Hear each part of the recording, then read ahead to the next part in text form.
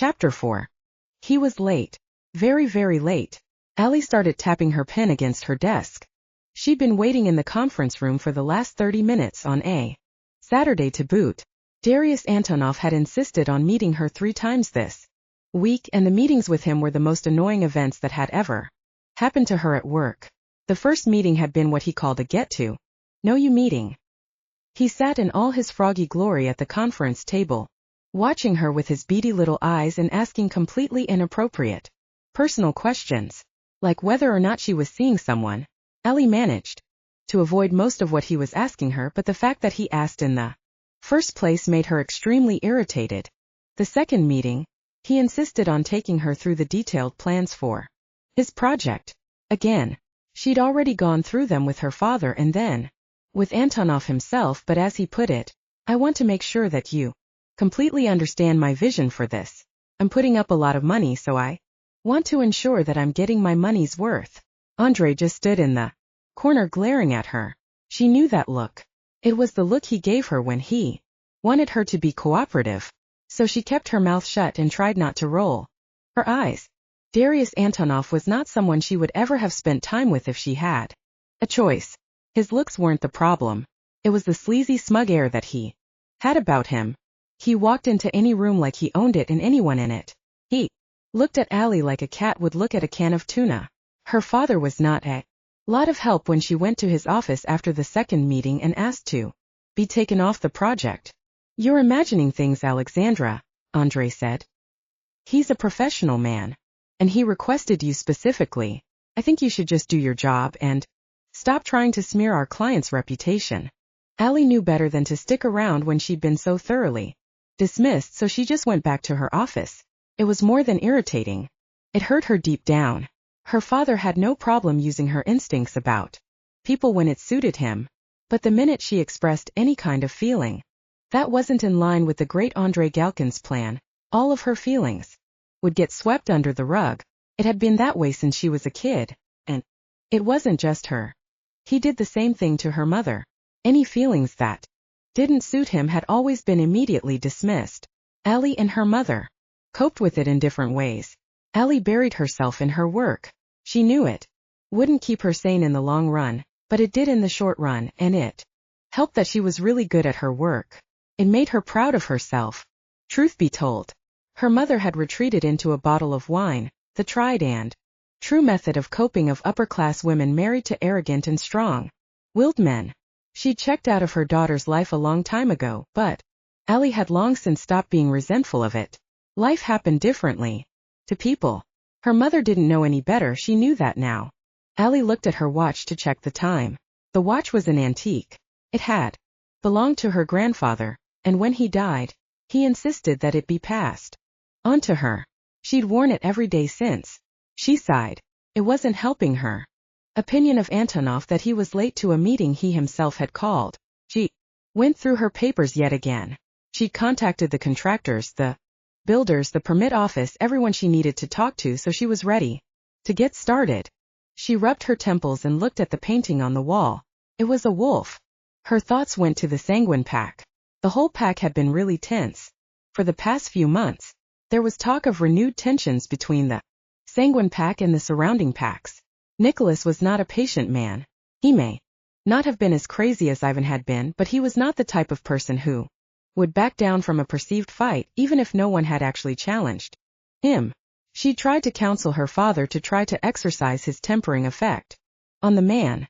She knew that when something went wrong, she wanted to have tried her best with her father. Of course, he dismissed her opinion. She was young and a woman. She wasn't exactly the stuff of pack leadership in their society. Nicholas had been at the office earlier, checking up on the progress of Antonov's project.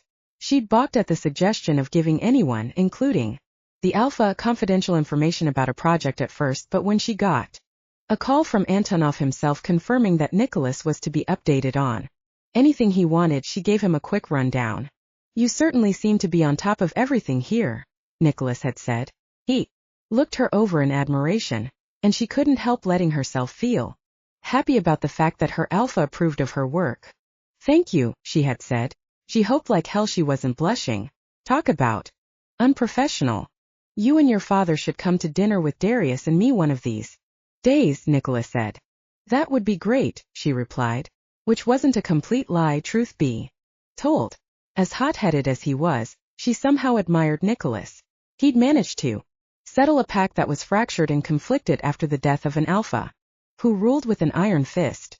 Dinner with Antonov, though, was a terrible idea. Good. There are things I think you and I should discuss, he said. With that, he turned on his heel and walked out. Always a flair for the dramatic, that man. It left her with a bad taste in her mouth, but what could she do? Ever since she could remember, she had hated people who tried to be mysterious and enigmatic when they talked to her. The phrase, "we need to talk," was enough to set her teeth on edge. But she wasn't about to show Nicholas that he'd rattled her. She kept her frantic guesses to herself, not mentioning them to Andre.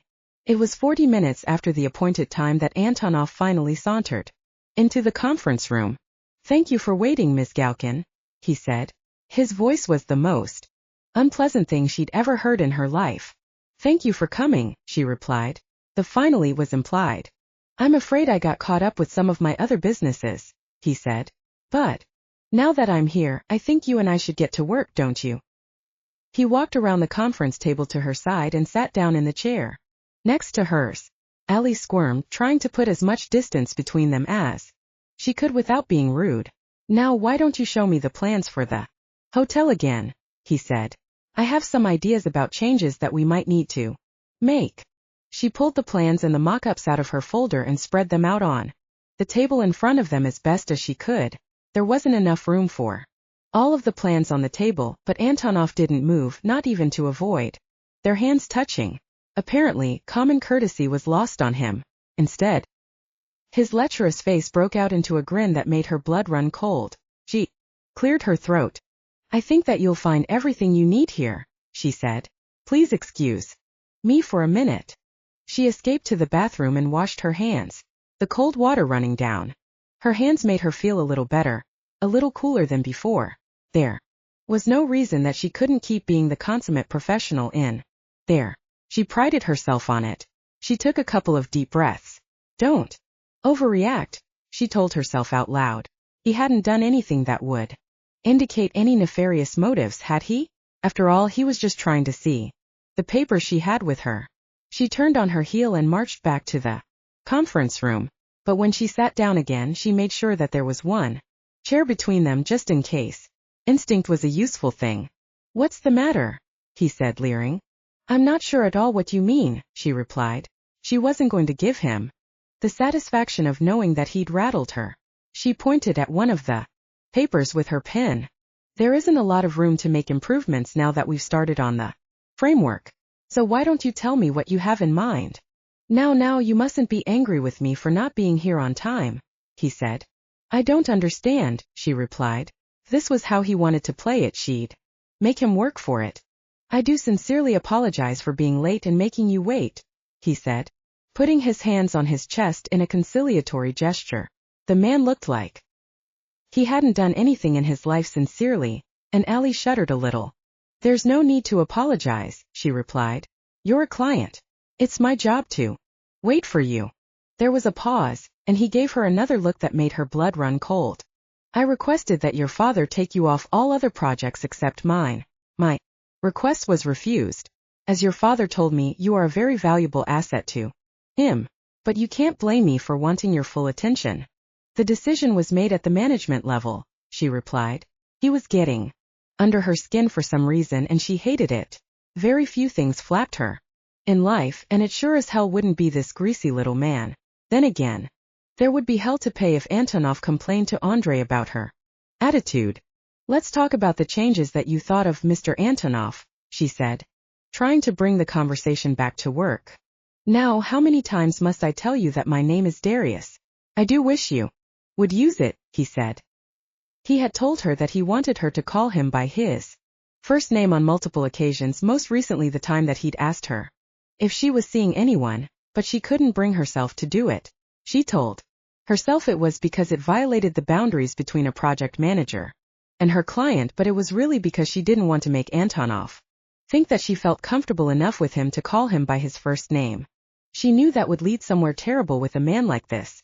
I'd rather not, she said firmly. Let's get back to work. So serious for such a young woman, he said. Isn't there something I can do that will make you forgive me for keeping you waiting? Allie huffed. This was completely beyond the pale for her. No one had ever treated her like this at work in her life, and she wasn't about to let him be the first. Listen, Mr. Antonov, you called this meeting because you wanted me to listen to some ideas you had for the project. I said okay. I do have other work I have to be getting back to if you insist on not respecting my time and the firm's time. If you want to work, let's work. If not, I'll excuse myself and we can make another appointment when you are ready to talk. Antonov laughed. He had the actual gall to laugh, and it made her angrier than she had ever been. The rage started to wind its way up her spine, spreading little tingling tendrils through her arms and legs and into her scalp. It was the same feeling she got right before the full moon when she transformed. The first time it happened she was 13 and she'd had to be restrained by the handlers that her father hired to take care of that sort of thing. The next morning she found herself lying in the middle of a scene of complete chaos. Plants had been ripped up, the tree to which they'd shackled her had been cut almost completely in half by the chains she'd been tied with, and the handlers were nowhere to be seen. She'd promised herself that she wouldn't ever let herself get that angry again, and for the most part she'd succeeded. There were a couple of months where she'd destroyed the odd tree or a barn or two, but her temper wasn't a problem anymore. Usually anyway. But this man was the worst type of person on this earth, a completely self-absorbed, smug and arrogant prick, who thought that only what he wanted was relevant to the world. He was the type of wolf who would go out during the moon to hunt humans for sport and never see a single thing wrong with what he did. Down to the deepest level of her soul, she felt herself hating him. She started gathering up her papers. I think this meeting is over, she said. Clearly you didn't come here to work, and you just want to waste my time. She stood up from her chair, but he put a hand on her arm. She shrugged it as politely as she could. Okay, I'm sorry, he said. I do really have things that need to be discussed about the project, so please sit. It won't take long. Somehow, him trying to be agreeable was worse than him being smug. But work was work, and so, mustering all the self-control she could, Allie sat down. I think that we need to expand the courtyard in the pool area, he said. I want to put in a lawn where we can have events. That way people who want to have outdoor weddings and events can hire the space out. He paused. What kind of wedding do you think would be good in a space like that? He asked. Something fancy? Something simple maybe. I don't know, Allie replied. But I think we do still have time to make some adjustments to the area, and we can talk to the landscapers about putting in a lawn area.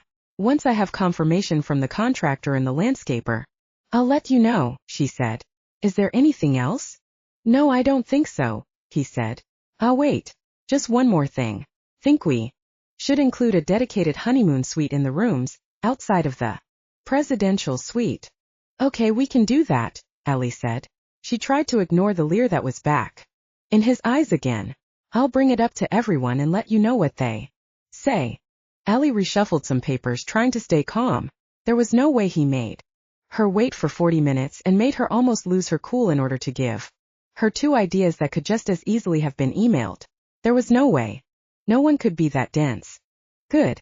Now, you should let me take you to lunch as an apology for wasting your time before, he said. The change in subject made her head spin a little bit. She took a deep breath before answering. No thank you. I need to get back to work. I've something I need to do, she said. Are you sure? I was just saying to your father the other day that it would be nice to get to know you better. He paused. Since we'll be working together so closely, our meetings here seem to be serving that purpose, don't you think?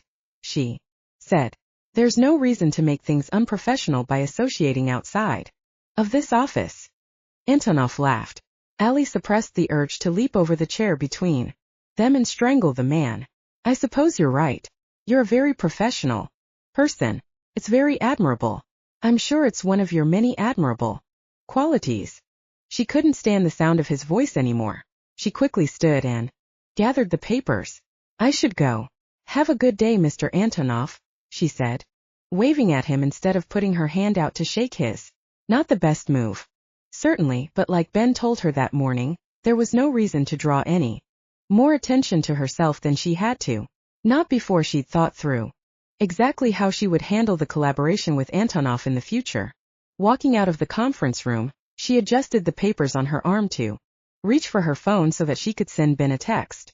It was really nice to have him back in her life after he disappeared for months the last time. He was like that. He was afraid of permanence. She'd told him as much when they were together. Granted, that had been 10 years ago and people change very quickly. She knew that, but that didn't mean that she was going to let him off the hook this time. Ben had been her biggest supporter when they were teenagers and even through college. She'd called and written emails and texts and sent messages on every platform possible, and he'd been there for her through everything. Until he wasn't. It had hurt at first, but when she thought about it she couldn't blame him. Well, technically it had been Naomi who made her see it. They'd been having dinner together at Naomi's place one night about 2 years ago, when Naomi explained to her how Ben must be feeling. He was your first love, Naomi had said when they were both feeling comfortably happy from a frankly ill-advised amount of wine. I get it, kinda. It must be painful for him to keep being reminded of what you guys had. You've been a normal couple. I just say he was being a jerk, but with how everything went down, I'm just saying I get it. Allie hated it when Naomi was right. It meant that she would have to face the fact that, like it or not, Ben was pulling away from her. The problem was he'd become one of the only 2 people in the world she could be herself with, and if she was completely honest with herself, she hated the idea of leaving him behind. Yeah, because you're still a little in love with him, Naomi had said. That isn't true, Allie had answered. I just don't have many actual friends in my life, and I don't want to lose one of them because of some stupid thing with our families. But it wasn't just some stupid thing with your families, was it? I mean, his life was in danger. It wasn't that simple. Naomi had put her arm around Allie's shoulder. I know it sucks more than stepping on a Lego, but I think it's about time you started thinking about moving on. The conversation with Naomi played itself out in present-day Allie's mind as she thought about what she was going to write to Ben. He was the only person she'd ever actually let herself fall in love with. She smiled to herself. A 28-year-old woman who was obsessed with a man she'd loved at the age of 18 and hadn't seen since. There were few things quite as pathetic as that, were there? Hey, just got out of a meeting with creepy McFroggerson, she wrote. The guy was on top form today. She sent the text and then stuffed the phone into the pocket of her slacks. It was just friendship. Nothing wrong with people updating their friends on how things were going at work, was there? She got off the elevator and walked slowly to her office. The adrenaline was still pumping through her body from the meeting with Antonov, and she wasn't sure she could calm herself down. If her father smelled it on her, there would be trouble. She didn't know what kind, but she wasn't about to find out. Allie stepped into her office. A woman was sitting facing the desk, and Allie felt her muscles tensing up. It was her mother. Olga Galkin was a tall woman, almost matching her husband in height, and she sat on the chair with a rigid back, hands folded in her lap. Hello, Mother, Allie greeted her. Olga got up from her chair and faced Allie. She had been a great beauty once, and age hadn't faded it much over the years. She was a dignified-looking woman, from one of the oldest families in the area. She had the same blue eyes as Allie and the same aquiline nose. Olga stepped forward and kissed her daughter lightly on the cheek in greeting. I've come to see if you were free for lunch, she said. Allie walked to her desk chair and sat down, a trail of her mother's expensive perfume following her. Thank you so much for the offer, but I'm actually really busy today, she said. I don't know if Father told you, but we just started a new project and I'm managing it. Yes, your father mentioned it in passing, I think, said Olga. But surely that shouldn't keep you from enjoying some time with your mother. Olga sat back down, making to smooth down her expensive pantsuit. She was never anything less than perfectly turned out. Even for what should have been a perfectly casual lunch with her daughter, she was wearing a full face of makeup, heels and jewelry, complete with an antique brooch pinned to her lapel. Unfortunately, that's exactly what it means, said Allie. The client is kind of demanding, so I have to try and keep on top of all his requests. Yes, Andre told me he's some friend of Nicholas's, right? That's right. And he's a creep. But money talks, right? What do you mean he's a creep? Olga leaned forward, trying to seem like she was paying attention to what Allie was saying. Allie knew better than to say anything that could seem imprudent. Olga was more loyal to her husband than anyone, and many a childish secret confided to her mother had ended up being told to Andre not a day later. So she just shrugged and said, "Nothing. Ignore me. How are you?" "Oh, I'm fine. Busy trying to put together the Founders' Day ball. People are so difficult to work with."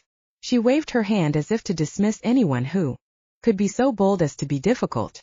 Founders' Day was a big deal in most of the werewolf packs, but in Sanguine in particular, there were parties, parades, fairs, and speeches to celebrate the intrepid band of wolves who came over from Europe in the 19th century to set up new villages in the New World, escaping persecution, discrimination, and even people who called themselves werewolf hunters.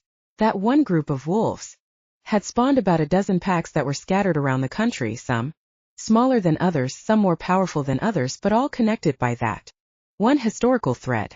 In Sanguine, Founders' Day meant an annual ball, complete with carriages and poofy dresses to recreate the parties of the founders way back in the day. And Olga Galkin was the head planner. Every year she organized the women of Sanguine Village into a committee to organize the ball, and every year it was a complete fiasco. Sometimes it was even a good fiasco. Allie looked forward to it every year because it gave her a chance to see some great drama. Last year, the wife of one of the elders of the pack started a fight with one of the normal people from the village over what kind of cheese had been served with the hors d'oeuvres. "You should be on the planning committee this year," Olga said. Allie scoffed.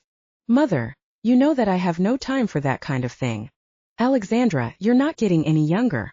You should start trying to build something for yourself in the pack. We are one of the oldest families in the village. You have to start being more visible." "More visible?" Allie repeated. "I'm visible enough right here. Helping father run the company is as visible as I want to be."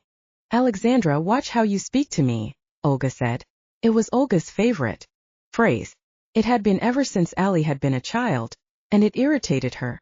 But in the interest of keeping peace in the family, she would have to capitulate. "I'm sorry, Mother," she said. She booted up her computer, strongly hoping that her mother would get the hint to leave. "If you need any kind of help, I'm around, but I can't actually join the committee right now." Olga sat back in her chair and huffed. "At least you could tell me if you're seeing someone. Is there a prospective in-law I should know about before I leave?" Allie smiled. "Nope. No prospective in-laws. I will let you know if there are." Olga gathered her expensive coat and her equally expensive purse from the other guest chair and stood up. "Well, I should hope so.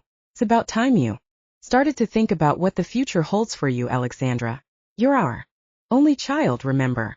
She left the rest of the statement unspoken as she swept out the door. At least it had been a more relaxing conversation than the one Allie had with Antonov. Allie checked her email and then checked the time. She was in no mood to work anymore. It was way past lunch. Naomi would probably be off shift now. She dialed her best friend's number. "So nice to hear your voice," said Naomi when she picked up. "I was starting to think that you'd forgotten about me." "I didn't forget about you at all," said Allie. "Yeah, well, I was in surgery most of the day, so you're forgiven." "Do you want to get some food with me?" asked Allie. "Ah, a woman after my own heart," said Naomi. "You know just what to say to me. After a long day. I'll see you at the diner in a few. Leave your office right now. I'm not waiting for you to get there again." "Yeah, sure," said Allie. She hung up and started packing up her things. She needed to go home, drink some wine, crawl into bed, and stay there for the next 3 days. Only after lunch with Naomi, of course. The diner they frequented was in the next town, halfway between Naomi's job at the big general hospital just near Fell, and Allie's job at her father's firm. It was a run-of-the-mill greasy spoon, but they loved it. The no-nonsense waitresses left them alone, and they never hurried them to vacate the tables because the diner didn't have that much clientele to speak of at the best of times. Allie got there first. "Serves Naomi right for thinking I'd be late," she thought, and she picked out a booth next to the window so she could people watch as she waited. The scene outside the window looked like a postcard from The 1950s if time had been a little crueler. Besides her own car, the only other car parked outside was a Camaro with rusting hubcaps and a dusty pickup truck. No sign yet of Naomi speeding in. Allie looked at her phone. One message from Ben. That guy sounds so terrible. I wish I were there to beat him up for you. He wrote and ended the message with a winky face. She checked the window again. No cloud of dust indicating that Naomi was on her way, so she had a little time. She took a deep breath and dialed Ben's number. Her heart caught in her throat as it started to ring. Once, twice, 3 times. He didn't pick up and the call went to voicemail. She hit end without leaving a message. Well, at least I didn't make a complete idiot of myself, she thought. She put the phone face down on the table. If he called, it would buzz and she could get it. If it didn't, she'd enjoy her lunch with Naomi. Anyway, what'll you have, hun? Said a gravelly voiced waitress breaking into Allie's train of thought. I need a couple minutes, she said. I'm waiting for my friend. Then as if right on cue, a cloud of dust started coming down the road to the diner and Naomi squealed into the parking lot in her bright red car. She always drove slightly too dangerously for Allie's taste, although to her credit she never drove like that when she had a passenger in the car. Naomi jogged up the steps to the diner and hurried inside. I'm sorry, she called as she breezed in. The gravelly voiced waitress didn't look too impressed with the loud, brash stranger whirling into her diner, but she set a menu in front of Naomi anyway, and took her order for a glass of water. Easy on the ice. About time. The way you drive, I think you'd be everywhere at least an hour ahead of time, said Allie. Oh, like you're such a perfect driver, Naomi said, pushing her hair out of her face. She'd had it cut recently, and it looked great on her.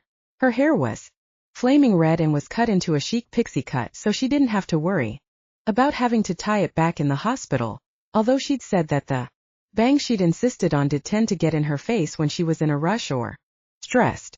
The waitress brought over a glass of water for both women and left again until they decided what to eat. Naomi drank half the glass in one. So what's been happening? She asked Allie. Nothing much. Same old, said Allie. Still working with that grade-A creep? Allie rolled her eyes. Don't remind me. That guy got so creepy today. He insisted on sitting in the chair next to me in the conference room during our meeting. Who does that? That's rude even if you aren't a frog-looking creeper. Exactly. And your dad still won't do anything about it. Nah. You know Dad. Never anything that doesn't fit in with his plan. The waitress interrupted to take their orders, narrowly cutting off the stream of expletives that Allie knew for sure was about to come from Naomi. Naomi could become quite explicit when it came to Andre. The guy is just using you and you know it, Naomi had once said during a heated discussion. He's using you to look like he's got the perfect family. And you're just letting him, and frankly I think that's total bullshit. Don't say that, Allie had sighed. I will. When I'm the one who's had to watch him batter and hammer you into the person he wants you to become instead of the person you are, and when I'm the one you complain about it to, I'm allowed to say that. They'd gotten past the discussion, of course. They always got past it. But it was always a sore subject. So Allie tried to keep discussion of her father to a minimum on occasions that were just nice and simple. Their food arrived as they chit-chatted about work and life, and the latest in the string of men that Naomi dated. Allie waited until Naomi had a mouthful of food to say what she wanted to say. By the way, I need to talk to you about Ben, she said. Naomi's eyes widened as she tried to chew and swallow as quickly as she could. But the mouthful of burger she'd just eaten wasn't going down that easily, so Allie soldiered on. Specifically that we're talking again, and I know you don't really approve, but I wanted to talk about it to someone, and you're really all I have. Naomi gulped down her mouthful of food as soon as she could. I thought we talked about this ALS, she said. He's not good for you. The guy is so hot and cold it's a wonder he doesn't call himself dorm room shower. And the last time he cut off your messaging friendship whatever. She waved her hand for emphasis. It devastated you. I had to pick up the pieces, which by the way is okay because you know I love you. But I should know. I know. You're right. But the thing is I can't just ghost him, Nay. He's my friend. You and I both know he's more than that, said Naomi as she bit into a handful of fries. Allie thought about it. Naomi knew her better than anyone else. She'd been there through the first breakup and the subsequent breaks in conversation and the aftermath. But Allie knew deep down that she could keep things casual with Ben. It didn't have to go beyond old friends catching up, right? The feelings I had for him are in the past, she said. It's just platonic now. I hope for everyone's sake that you're right, said Naomi. Chapter 5. Once the store was closed, the shutters down, the till closed out, and the stock put away, Ben drove home with one thing on his mind. Once he got there, he would methodically go through his routine. Shoes off by the door, keys in the bowl, jacket hung up, shower and a sandwich. And then he would sit on his couch and get completely drunk. Sure, he'd sworn off booze just that morning. When he woke up with the hangover, to end all hangovers, but swearing off things was overrated. Booze was better. He needed to unwind, and the drinks just made him feel so good that he didn't care that he'd pay for it in the morning. The problem was that the drunker he got, the more he thought about Allie. Of course, it wasn't something that he wanted to be doing, but if after 3 beers of vodka and Coke and 2 glasses of wine he was still awake, he was just going to steer into the skid and let himself sink into the memories of the only woman he had ever loved. Once he'd gone through his routine and poured himself a drink, he checked his phone. She hadn't replied. The whole day at work had been one crisis after another. Tyler had dropped a case of eggs in the aisle and then proceeded to cut himself on a box cutter in the back. The poor kid had been having a rough day, so Ben stepped in to try and fix some of the damage. Once Tyler was bandaged up and on his way home, Ben was left to run the store on his own, which was fine on a work day, but summer weekends meant summer crowds, so he had been completely run off his feet the whole day, and he was exhausted. At least he'd been busy enough not to think about the train wreck that was his love life. He hadn't even had time to be embarrassed about the way he'd treated his latest conquest in the morning. But now that he had some liquor in him, he didn't like the person he'd been. He tried to be a good person. He really did. Even if he spent his time drinking and womanizing, he was still a person who tried to treat people well. Still, there was no use crying over spilled milk. The point was to try and get better at it. He'd do better the next time he had a one-night stand. Probably in the next few days. The thing was, none of the women he slept with made him feel like being more than just nice. It was like the times he spent with women were gray. The last time he'd felt like he was able to be nice to someone without really trying was, well, with Allie. She'd brought out a side of him that he hadn't really paid attention to before. It had been a long time, but it still played in his mind like it had been yesterday. She'd patched him up and put him back together when he ended up in her village, a broken down and depressed husk. He'd been so young. He looked at kids like Tyler and his friends, and they looked so young. He couldn't believe that he'd ever been that young, but then having to deal with a literally power crazy and insane werewolf did have aging effects. Ben closed his eyes and thought back to that day. The day he'd stood in front of Ivan and asked him for a place in his pack was one of the most frightening days in his life. He thought fear had been watching his father lose his temper, but Ivan was at a whole new level. The man's eyes glowed with complete insanity. His eyes were strangely alive, on fire almost. It was like Ben could see everything he was thinking in his eyes, and it was a terrifying sight. "So you're one of Rex's little boys," Ivan had said. "And you want to come to live with little old me?" "Yes, sir," Ben had said, and then dropped his eyes to the ground, looking Ivan in the eye. Took more guts than 18-year-old Ben James had to spare. Ivan had stood up from his desk and walked around to where Ben was standing, circling him like vultures circle carrion. He looked the boy up and down, carefully sizing him up. Then he leaped back to behind the desk. Ben jumped about a foot in the air from the shock. "You're going to have to prove yourself to me if you want to live here." "Puppy," said Ivan. Ben held his breath, waiting for what was about to come. "There are a few little things that I want you to do for me." There was a little bit of a glint in Ivan's eye. Ben nodded nervously. "I'm going to let you go somewhere to spend the night, and then you'll report back here in the morning, and we'll put you through your paces." Ben had so many questions, but very little desire to actually ask the crazy guy anything. He'd stumbled out of the office and into the village. He didn't have anywhere to sleep that night, so he started to walk, exploring the village that he thought would be his new home. He was exhausted and scared, and the idea of going home was starting to seem more and more appealing. He sat down on a bench near the square and contemplated sleeping on it for the rest of the night. At least it wasn't too cold out. Just as he was about to lie down to settle in for the night, he heard someone calling out, "Hey!" He turned to see a girl about his age waving to him from across the street. He waved back and lay down on the bench. The girl didn't take the hint. Instead, she jogged over to him. "Hey there," she said. "Hi," replied Ben shortly. "You're not planning to sleep out here, are you?" she asked. Ben looked around. He didn't see any obvious escape routes to get away from the girl. He almost unconsciously gathered his possessions closer to himself. They were all he had to hold on to in this strange territory. No, I'm waiting for a friend," he replied. The girl eyed him suspiciously. "It's after midnight, dude." "Yeah, so," he replied. She ignored his question and sat down on the bench next to him. They sat in silence for a while, Ben completely tense as he waited for the other shoe to drop with this girl. He'd put his bag on his lap and hugged it. He was tired. So tired. If only she'd take the hint to stop talking and let him sleep. "Look, if you don't have anywhere to go tonight, my parents aren't around, so you can crash at my place," she said. This was just stupid beyond measure. "What? You're seriously inviting some guy you just met on the street to crash at your parents' place? Are you high? You don't do that."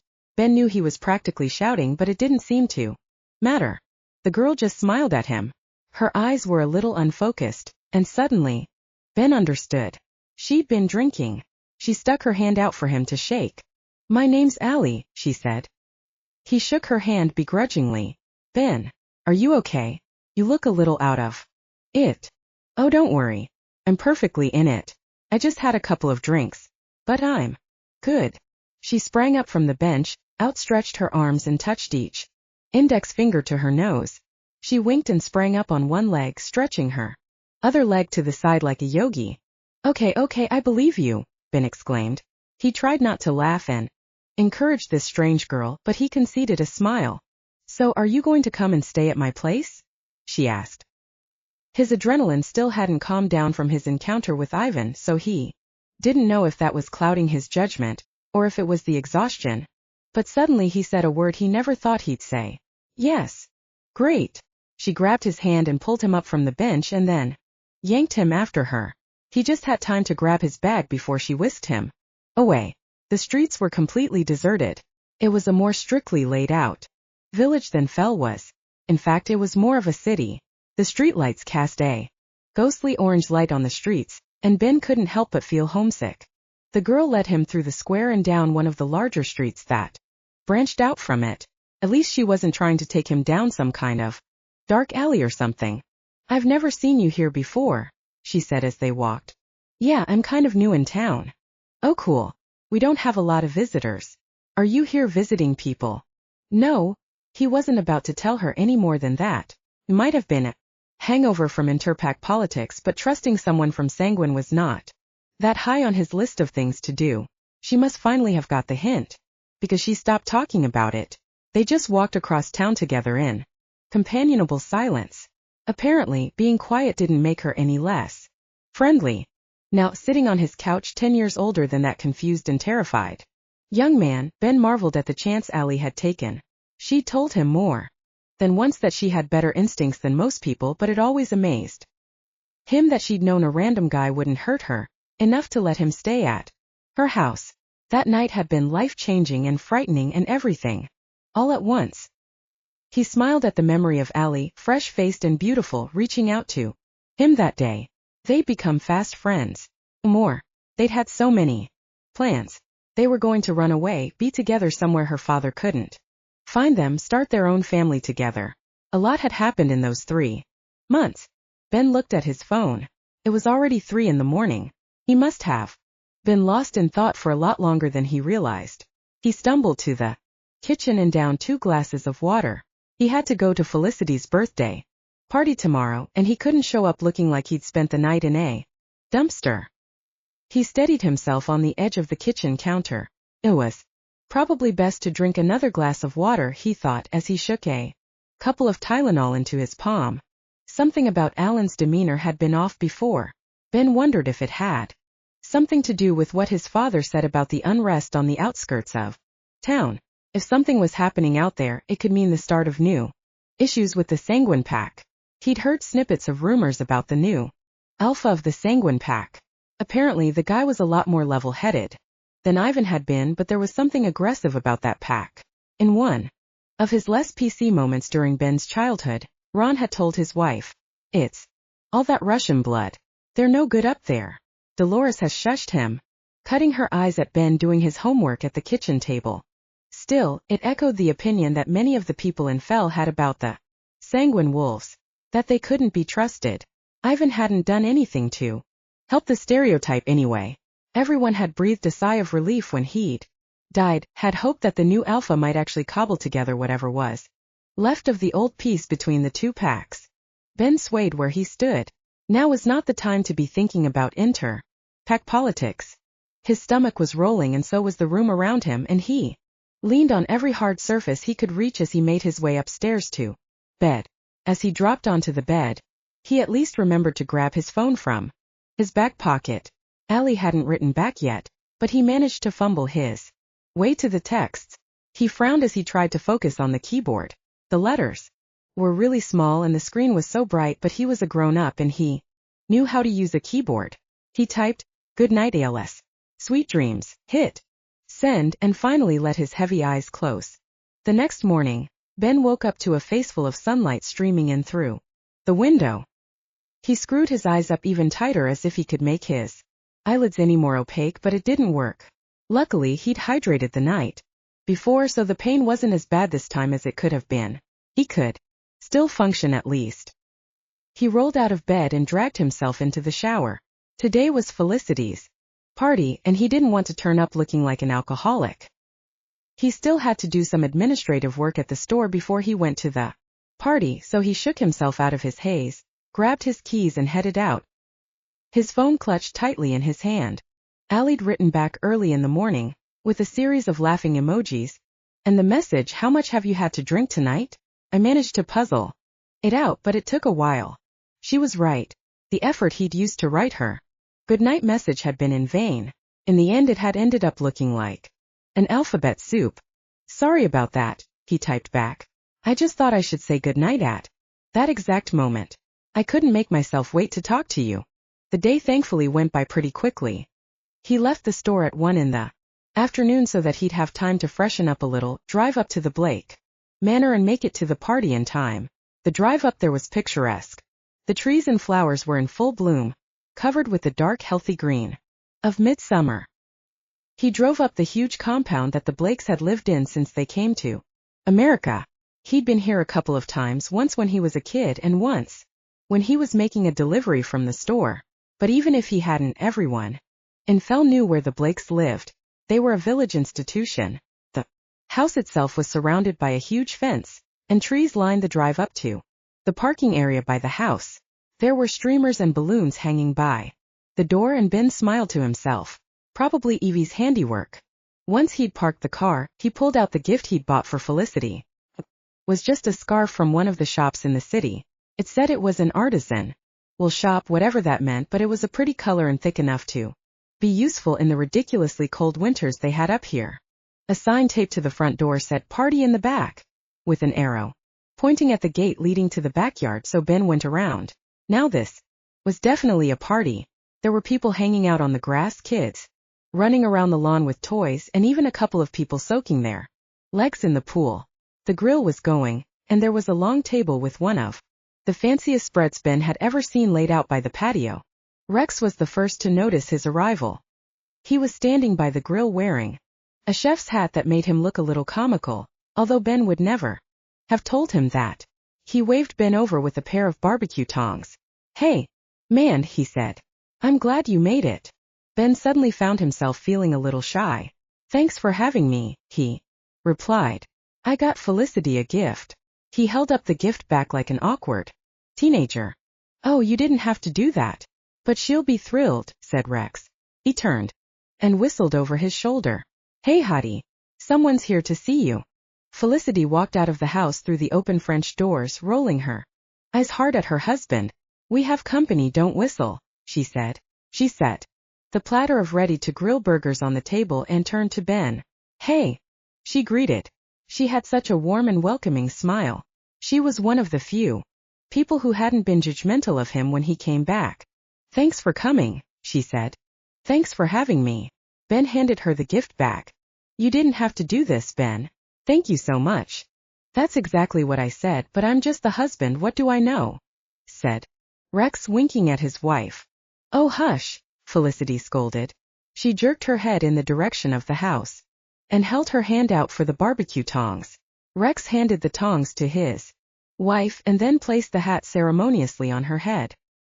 He wiped his hands on his apron and took Ben's elbow. "Come on, Ben.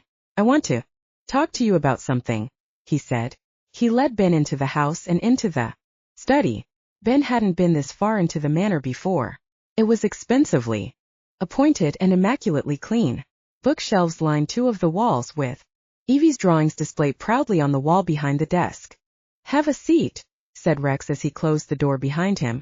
"What did you want to talk to me about?" Ben asked. He could feel himself getting nervous. It was a little like being sent to the principal's office at school. A part of him really hoped it was good news, but the rest of him was frantically going over all the stuff he could possibly have done wrong. He sat straight up in the guest chair in front of the huge desk, facing Rex, who settled himself in the huge chair behind the desk. "So how is everything with the store and your parents?" he asked. Ben shrugged. "Everything's fine. Pretty much normal. I'm thinking of hiring another person to help me around there, but to be honest, I don't know if anyone would want to work there." Rex frowned. "What do you mean?" "You know, people aren't going to work with me. Specifically." "Come on. I know it isn't that bad. You're exaggerating." Ben smiled. Rex was right. All told, things were getting better. Sure, people did hold on to things, but it wasn't as bad as it had been even 5 years ago. He supposed that once people saw he was sticking around, they started to come around eventually. Maybe. "Anyway, thanks again for having me.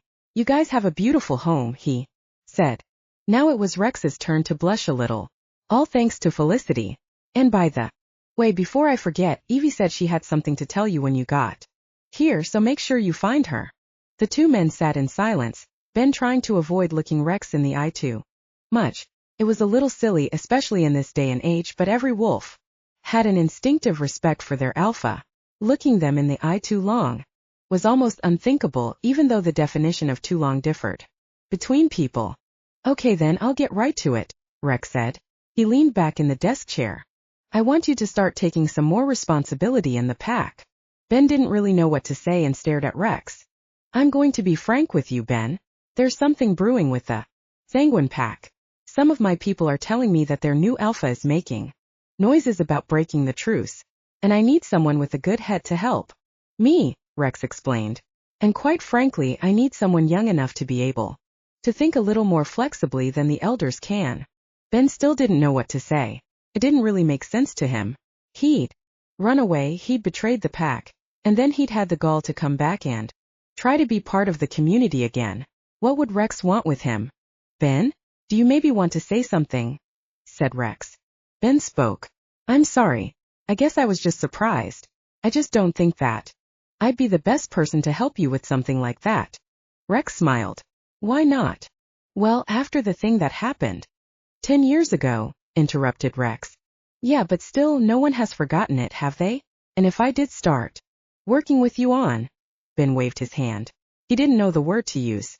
"On pack affairs, administration," the whole situation had caught him on the back foot, and he was really uncomfortable with it.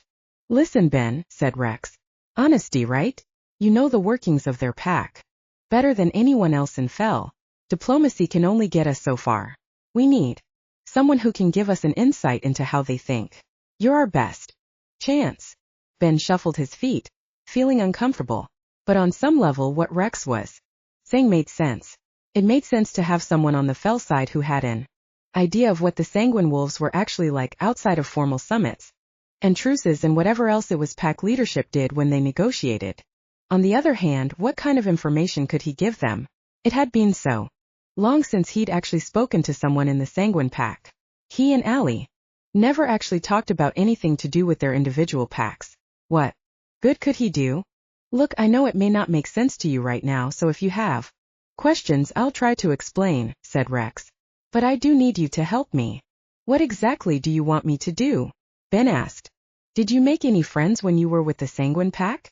Anyone that you keep in touch with? Allie's face flashed into Ben's head.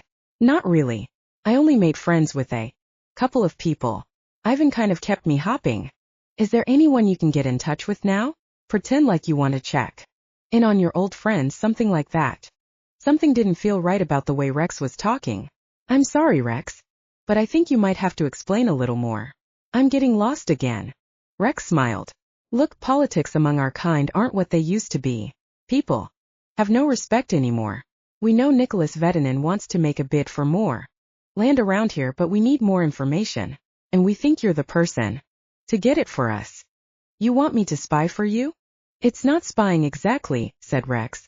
We just need a little bit of information. We're trying to rebuild a truce between the packs. Rex stood up and came around the desk, sitting down on the edge of the desk, right in front of Ben. I'm not going to pressure you to answer right now. I want you to take some time and really think about this. But I do think that you're meant for bigger things in the pack than just selling us groceries. Not that job isn't very important, he added quickly. I just think that you can serve this pack in a much more important context. He stood up before Ben could say anything else. Now come on. Promised my wife that I wouldn't spend any more than 60 cumulative minutes on pack business today, and I think I'm hitting the limit. He put a paternal hand on Ben's back as they walked out of the study. Just think about it. That's all I want you to do, said Rex once they were back out in the backyard where the party was in full swing. Felicity was in prime hostess mode, talking and laughing with people by the pool as she waited for the burgers on the grill to cook. Hey, get some food and have fun, said Rex as if he hadn't just rocked Ben's world. I'm going to go find Evie and see what she needed to talk to you about. So urgently. He walked off blithely, not a care in the world. Of course he doesn't know about Allie, thought Ben, sitting down on a random chair. He hadn't let anyone in his life except Pete know about Allie, and even then he'd sworn Pete to absolute secrecy. He'd told himself he was doing it to keep Allie safe because if word got back to her father that she was in contact with a member from a rival pack, her life would be hell. But it had been just as much about him. Telling people about Allie would have made his entire life unbearable. Running away was one thing, being in love with a rival pack member would have destroyed any reputation he could hope to build. At least when he kept it secret, they were both safe. When all was said and done, he loved her. It didn't matter if he hadn't seen her in a long time or if she wasn't his girlfriend, he loved her enough not to make her the subject of gossip. The problem was, she was the only person in the Sanguine Pack he had kept in touch with. There was Naomi, Allie's friend, but he'd never exchanged more than a few words with her. All of a sudden, Evie skipped up to his chair. Hey Ben, she chirped happily. Hey buddy, he replied. Your dad said you wanted to talk to me. Evie pushed her glasses up her nose with her finger and nodded. I wanted to show you the new comic books Mom bought me in the city. She said maybe you'd know where to get the rest of the run. Ben smiled and let himself be led by the hand back into the house. There would be time enough to worry about what Rex asked him. Right now he was going to go inside and look at comic books. Just inside the house his phone buzzed. Allie, have a good day today. Hope the hangover isn't too bad. Judging from your message last night, I'd be surprised if you're standing. What are you smiling about? Asked Evie. Nothing. Just a text from my friend. Let's go see those comic books. Then an impulse seized him, and before he changed his mind, he texted, Allie, meet me somewhere. Chapter 6. Allie stared at her phone in disbelief. Meet? They hadn't seriously broached the subject in the whole time they'd been talking. Of course, when Ben had left to go back home, they'd said that they'd keep in touch and they'd find a way to be together once they were out from under their parents, but it hadn't worked out that way, just like all teenage dreams and hopes. Once real life started, their plans had become a fantasy of sorts. Someday she'd see him again, someday they'd take a trip together, someday they'd get a place together. Someday. She frowned at her phone as she typed, "Are you still drunk?" and then erased.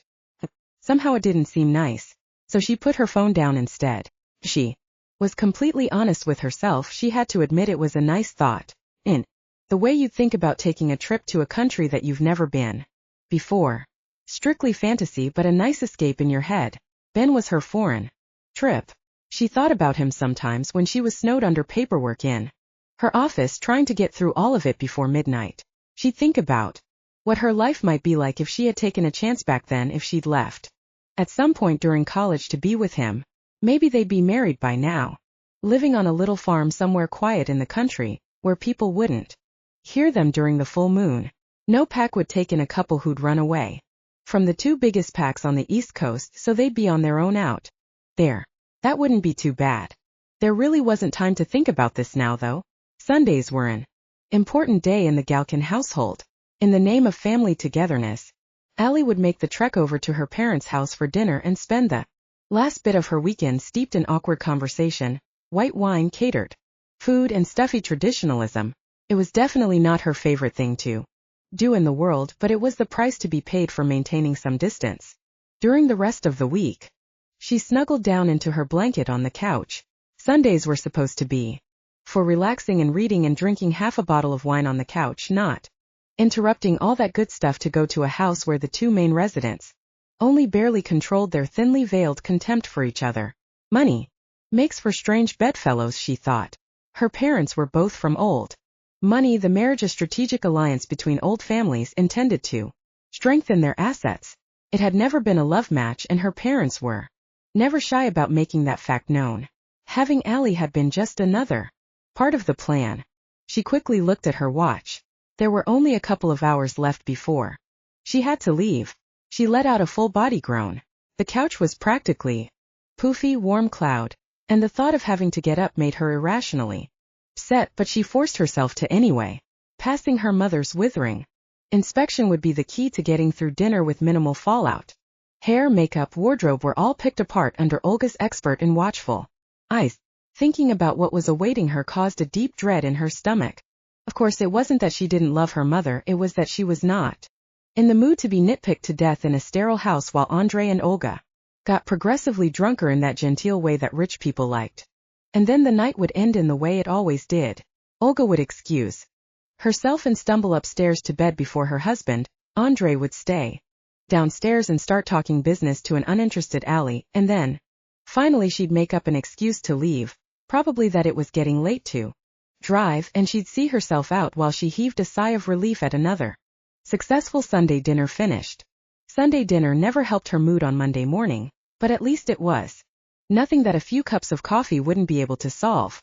Still, she probably had to figure out a better way to cope with her parents before the caffeine ate a hole through her stomach lining. She looked at her phone again. She couldn't leave Ben without an answer. But what could she possibly say to him?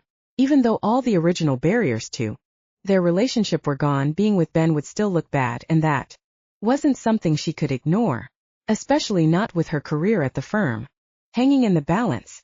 No, Allie, she thought to herself, don't start over. Thinking all he'd asked was to meet. It wasn't a proposal of marriage. He wasn't asking her to commit to anything. It was just a meeting. Allie knew that, and she wanted to meet him. She wanted to see him again. He'd become a very good friend to her, in a world where most people wanted her father's influence instead of her friendship. Ben was a port in a storm for her. She rubbed her scalp hard, massaging all the tension out of her head. I can't think about this right now, she thought. Everything was going very fast lately, especially at work. After what had happened during her last meeting with Darius Antonov, she'd been putting off another one. Her father was unhappy, Darius was unhappy, but at this stage, she could at least excuse her unwillingness to schedule another meeting as being busy with the contractors, the builders, and the architect. She would not be able to postpone another meeting much longer, though.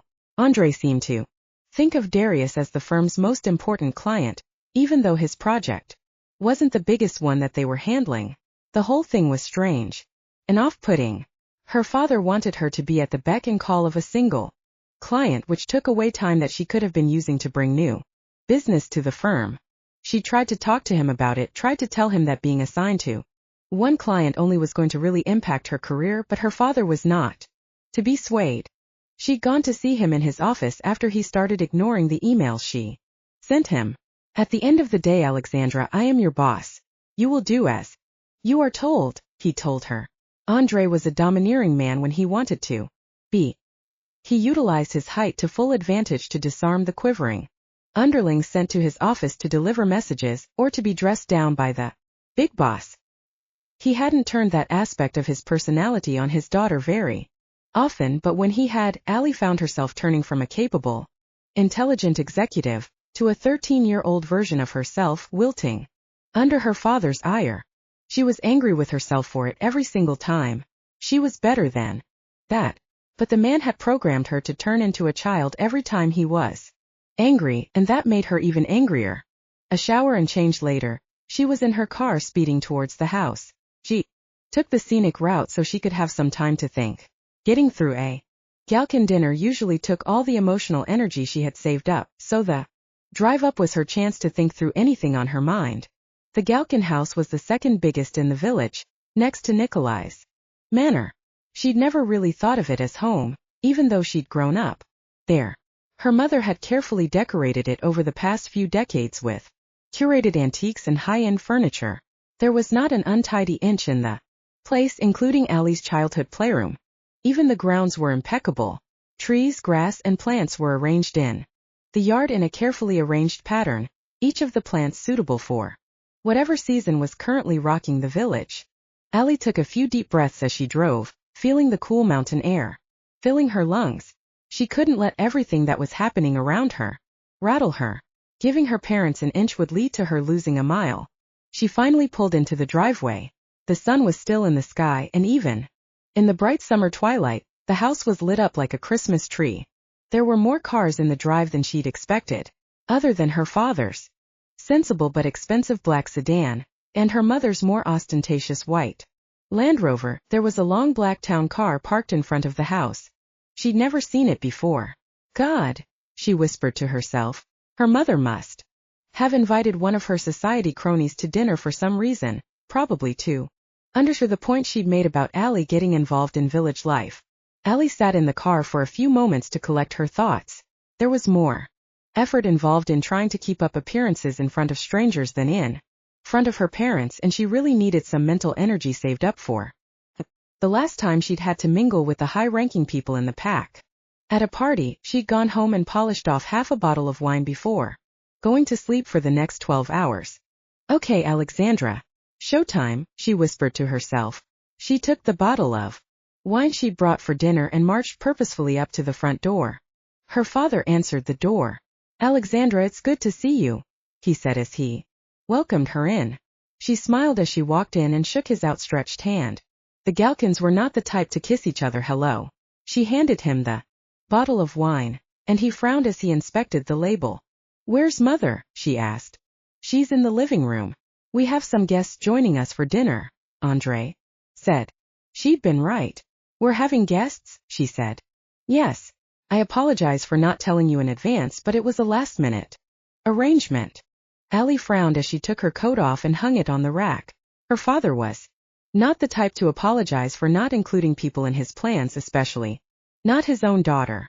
Something about his demeanor was different tonight. He was more retiring, less forceful, quieter in general. She'd only seen him like this a few times, and usually not unless something big had happened in the pack. And then suddenly she realized. Nicholas had to be here. Her father would never act this way if he wasn't in the presence of his alpha. Allie felt apprehensive. Dinner with her mother's socialite friends and their boring husbands was one thing, but having dinner with Nicholas was another thing altogether. Allie didn't have the energy to deal with Nicholas right now. The man's position required a certain level of kowtowing that she wasn't sure she could manage today. Come on, Alexandra, we mustn't keep our guests waiting. Andre led the way to the living room. Had he said guests? More than one guest. Nicholas wasn't married, so whom could he have brought? Her blood ran cold when she peeked into the living room. It was Darius. Darius had come to dinner, and now she'd have to sit through hours in his company. Nicholas stood from the couch as she entered the room, and Darius followed suit. The same sickening smile as always spread across his face. Nicholas was the first to speak. Alexandra, it's a pleasure to see you, he said.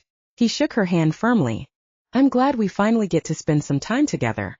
Thank you for coming, she said as she smiled, trying not to make it seem forced. Perhaps we can have some time this evening to discuss business with your father, said Nicholas. Did you have a good drive up?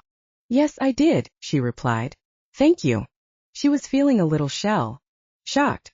Facing the leader of her people completely unprepared was unnerving. She wasn't the type of person who was comfortable just talking to people. She should have prepared some talking points, some things to fill the inevitable conversational lulls. This was like trying to sail a boat with no training. Sickening and scary. Nicholas finally let go of her hand, and then it was her turn to greet their other dinner guest. Darius stepped forward to shake her hand, leaning in a little more than was necessary. Alexandra shuddered. Hello, Allie, he said. His voice reminded her of a snake hissing. It's so nice to see the house where you grew up.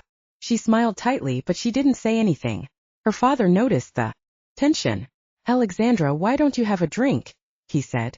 Allie nodded and went to the bar to pour herself a glass. A little more whiskey, a little less soda than she would normally have. Would any of you like a drink as well? She asked, praying that no one took her up on the offer. I would like one, said Darius. I think I'll come up and see what you have. It's all right, I can bring it to you. What would you like? She responded. Darius got up anyway. No, it's all right. Let me see my choices. I want to try something different tonight. He walked up to the bar and stood very close to Allie. He leaned over her shoulder to look at the bottles lined up on the bar. She could feel his breath on her neck, and it made her feel sick to her stomach. She pushed her way past him, trying not to touch him, but it was difficult, given how close he was standing. He smirked as she pushed past him. You can probably just make yourself whatever you like then, she said as she beat a hasty retreat back to the couches. Unfortunately, Darius made himself comfortable on the couch next to her. Thankfully, that was when Olga made her appearance. As was usual for her, she'd dressed up for dinner, wearing an expensive blue tea-length dress and the fine jewelry that she took out only for special occasions. Allie stood in unison with the gentleman to greet her mother, and she smoothed out her skirt nervously.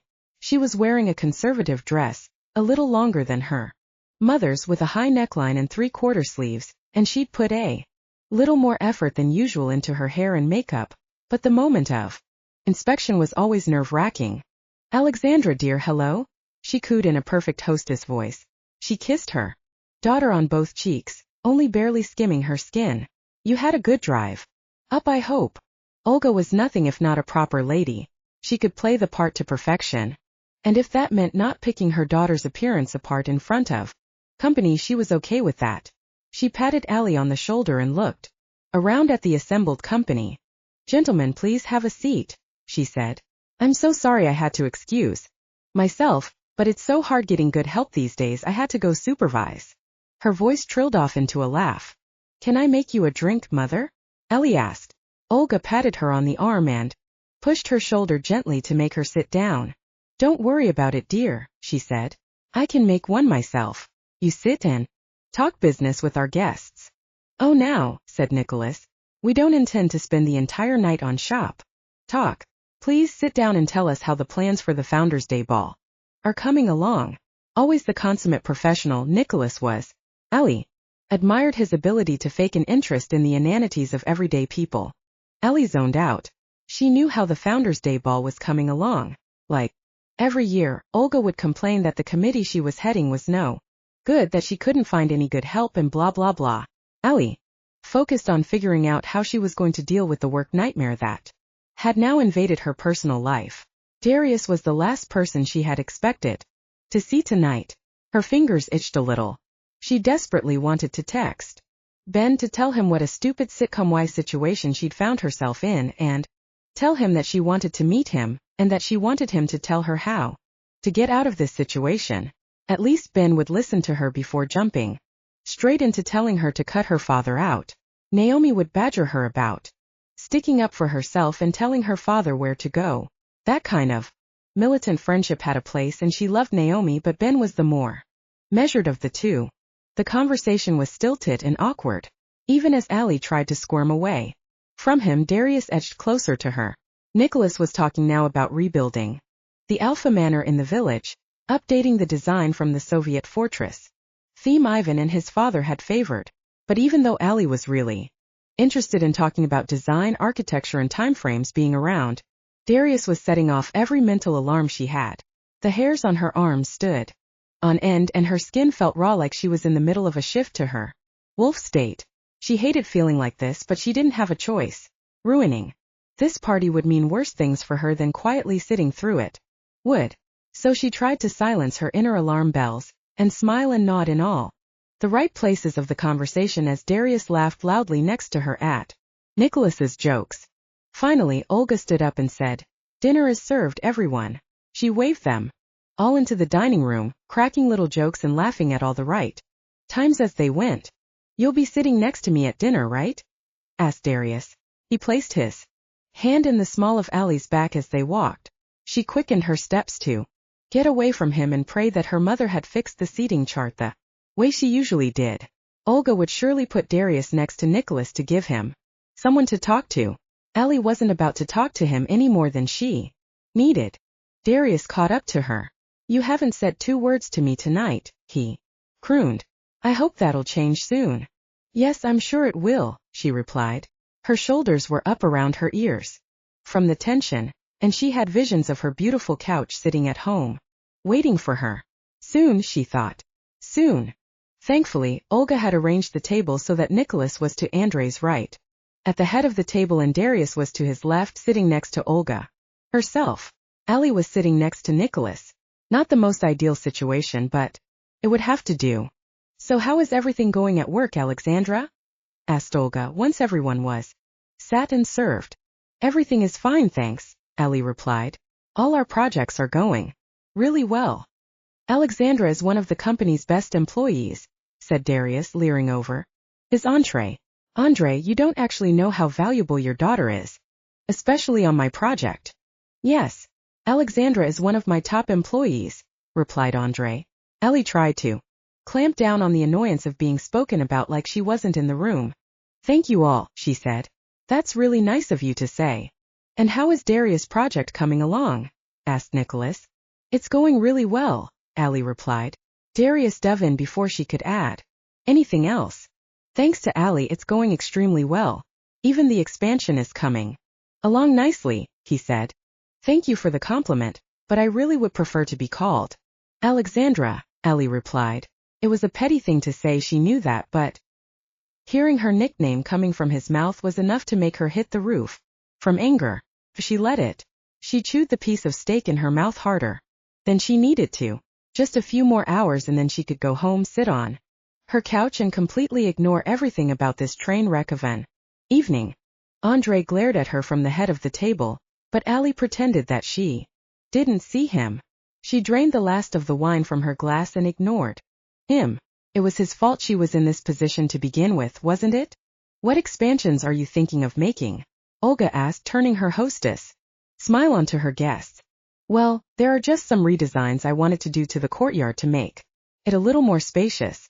Speaking of which, I have some things to go over with you, Allie," said Darius pointedly. "If that wouldn't ruin everyone's after-dinner enjoyment, of course." "No, of course not," Andre replied. He looked at Allie again and she resisted the urge to say something snarky back. Something was definitely wrong here. Andre was not the type of man who would let anyone dictate to him in his own home. There were boundaries even when the alpha was around, and spending the requisite after-dinner period talking about work was a boundary that Andre had never before allowed to be crossed. "After dinner is a time for digestion and pleasant conversation, Alexandra," he'd said one evening. When Allie tried to talk about an important deal with him, "Business will spoil it." Allie had a very bad feeling. Something was going on. It made her nervous. Maybe it was a juvenile mindset, but her father had always been larger than life to her. And right now she was sensing something uncomfortably close to fear coming from him. It set her whole world off balance like she'd just come off a carnival ride. "Shouldn't we talk about something after dinner that everyone can be included in?" she suggested. "Business can wait until we get back to the office tomorrow." "It's all right, Alexandra." Nicholas looked between her and her father expectantly. The rest of us will speak in the lounge until you two finish discussing your business. Just make sure you don't keep her long, Darius. He chided gently. Darius just leered over the table at her. Don't worry. I'll stick to necessary topics only, he said. It wasn't very often that Allie got this kind of feeling about people. She could usually sense it if people had good intentions like she had that night with Ben. But this time she was certain to her very bone marrow that this man was the worst thing that had ever, or would ever happen to her. She took a deep, steadying breath, and just barely caught the warning glance that her mother threw at her. Her face must have betrayed more about her thoughts than she'd expected. She thought to herself, just a few more hours. Just a few more hours. She held on to that reassurance like a mantra even as she smiled and nodded at Darius. After all, talking about business after dinner wasn't the most outlandish request in the world, even if her father didn't usually encourage it. Maybe the old boy was capable of change after all. Her smile seemed to encourage Darius more. His froggy face split into the most hideous approximation of a friendly smile she'd ever seen. He looked even worse than he had any of the time she'd seen him at work. The thing was, she wasn't sure now if it was that he was really that ugly, or if her gut feeling about him informed how she saw him. Okay, normal. Act normal. Finish dessert and coffee and then talk business and go home. It wasn't abnormal for him to ask something like that of her. Really wasn't. And she had to stop working herself up into a tizzy over it. Have you found a venue for the Founders' Day ball yet? She asked her mother. It was a topic that was sure to occupy a good few minutes of everyone's time. As Allie had guessed, her question set off a new train of conversation, and her mother continued the complaining and commiserating from earlier in the living room. Dinner was over all too soon, and as the rest filtered back into the living room, Andre pulled Allie aside. Alexandra, what is wrong with you? He asked. She shrugged his hand off her shoulder. What are you talking about, father? Allie asked. You've been acting very rude to our guests, he said. Why are you being so cold? I'm not being rude at all, father, she protested. I've answered all of the questions that I've been asked, and I've tried to start conversations. Andre stood close enough that he was towering over her like a mountain. You and I both know that isn't true. You are being very rude in front of our guests, and it must stop right now. When you go and talk to Mr. Antonov about his project, I want you to be professional. He is the biggest client we have. Don't spoil it. Allie averted her eyes. It was a leftover reflex from childhood. And as much as she wanted to contradict her father, the man was her boss, and she wouldn't be the reason that he lost a big project. Fine. I'll do better, she said. Andre straightened up and walked out of the room, glaring at Allie as he went. On the way out, he passed Darius, who came back into the dining room for his discussion with Allie with a fresh drink in his hand. Darius stopped to pat Andre on the arm. The gesture made Allie even angrier. For some reason, she perceived it as being so condescending and just plain rude. All right, Allie, let's get to business, Darius said. He pulled a chair out from the dining room table and sat down, patting the back of the chair next to him. Allie made a point of walking around to the other side of the table and sitting in the seat across from him. What did you want to discuss? She asked. Then we can get back to everyone. Hey, what's the rush? Darius said. I think we have plenty of time. Your father is plying Nicholas with fine brandy, and it'll take them some time to notice we aren't there anymore. He smiled again and her skin crawled. She switched to the recording app on her phone and slid her phone over the table towards him. He leaned back in the chair and glared at her. What is this? I don't have my notebook with me. I'm using this to keep track of what we discuss here. Wouldn't want to miss anything. Well, it's all right, he said, reaching over to switch the recorder off. It won't be anything too important. Allie jerked the phone away just before he could tap the button. All the same, I prefer to have the record. It makes me a better project manager. Darius stiffened in his seat. Well, if you insist. But I think that you should be a little more friendly to me, he said. I don't think I've been anything but professional on your project. If you are dissatisfied, you can change project managers.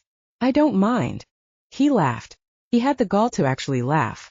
All business. I like that. Think serious women are in short supply these days. It's nice to find one who is also very beautiful. Allie smiled. I don't understand what you're trying to say, Mr. Antonov.